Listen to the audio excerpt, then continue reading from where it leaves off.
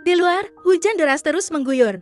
Siapa yang tahu, istri siapa yang sedang hidup santai di dalam gua ini, memasak dengan tenang. Li Juan diusir dari rumah oleh ibu mertuanya yang jahat, hanya karena dia menambahkan beberapa daun ketumbar saat memasak. Saat melewati tanah kosong, dia menemukan sebuah gua yang ditinggalkan. Bagi seorang wanita lemah yang tidak punya rumah, ini jelas merupakan tempat berlindung yang sempurna, meskipun tempat ini sudah lama tidak dihuni dan dipenuhi dengan bunga layu dan pepohonan mati. Untungnya, Li Juan membawa cukup banyak alat, sehingga dia bisa dengan cepat membersihkan sampah di sini. Gua ini juga tidak terlalu besar, jadi Li Juan tidak perlu mengeluarkan banyak tenaga untuk membersihkannya.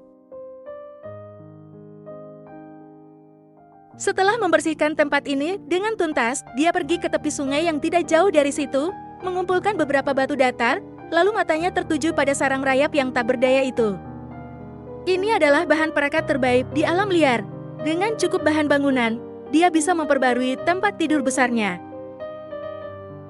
Karena ada tempat untuk pemanas di bawah tempat tidur, setelah menambahkan lapisan batu, akan ada efek konduksi panas yang lebih baik dan bisa mencegah dirinya dari terbakar. Selain itu, Li Juan juga sangat terampil. Batu-batu aneh itu di tangannya seperti istri yang patuh, ditata dengan rapi. Rapi dan rata, mengenai tempat pemanas di bawah, Li Juan juga berencana untuk memperbaikinya. Setelah semua ini selesai, Li Juan mengumpulkan beberapa batang kayu, memotongnya dengan sudut miring, lalu menggunakan bor untuk membuat lubang di kedua ujung kayu. Setelah selesai, dia melanjutkan mengikat kayu-kayu itu dengan tali, dan kayu-kayu ini pas dengan permukaan bulat. Sekarang Li Juan mendapatkan permukaan yang rata. Ini membuat Li Juan lebih mudah bergerak di dalam. Melihat langit yang semakin gelap, pintu gua yang terbuka lebar membuat Li Juan merasa tidak aman untuk menjaga privasinya. Dia memutuskan untuk membuat sebuah pintu yang aman. Saat Li Juan fokus bekerja, hujan deras mulai turun di luar. Ini memberi Li Juan sedikit waktu untuk beristirahat, mendengarkan suara putih yang ekstrem di luar. Momen ini membuatnya merasa sangat menikmati setelah menyalakan api di perapian dengan tiram liar.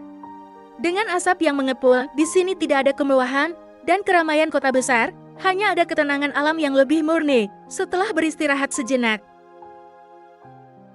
Li Juan melanjutkan untuk membangun pintu gua. Dia pertama-tama menempatkan sebuah batang kayu di tengah pintu gua, agar bisa berputar bebas di dalam lubang, lalu menggunakan cabang yang fleksibel. Mengikatnya di celah batang kayu, sehingga dia mendapatkan setengah pintu putar. Mengenai bahan penutup permukaan pintu, Li Juan juga mengeluarkan plastik pembungkus yang sudah disiapkan sebelumnya.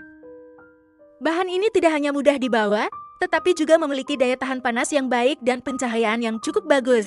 Yang terpenting, harganya sangat terjangkau. Ini cukup murah, tapi yang ingin saya katakan adalah, apakah benda ini benar-benar bisa memberikan privasi? Setelah menyelesaikan dua pintu besar, Li Juan yang telah sibuk seharian, merasa sangat lapar. Dia mulai menyiapkan makan malam hari ini. Setelah menaburkan beberapa bumbu sederhana, dia membungkus iga dengan kertas aluminium, lalu memasukkannya ke dalam perapian untuk dipanggang. Sambil menunggu, Li Juan memotong beberapa sayuran. Iga yang garing di luar dan lembut di dalam, dipadukan dengan sayuran yang lezat, disiram dengan saus homemade. Melihat makanan di depannya, Li Juan akhirnya menunjukkan senyum yang sudah lama tidak terlihat. Makan malam ini membuatnya merasa sangat tenang dan nyaman. Setelah makan kenyang, malam pun semakin gelap. Setelah menyalakan lilin untuk penerangan, Li Juan tidur dengan sangat nyenyak di rumah barunya.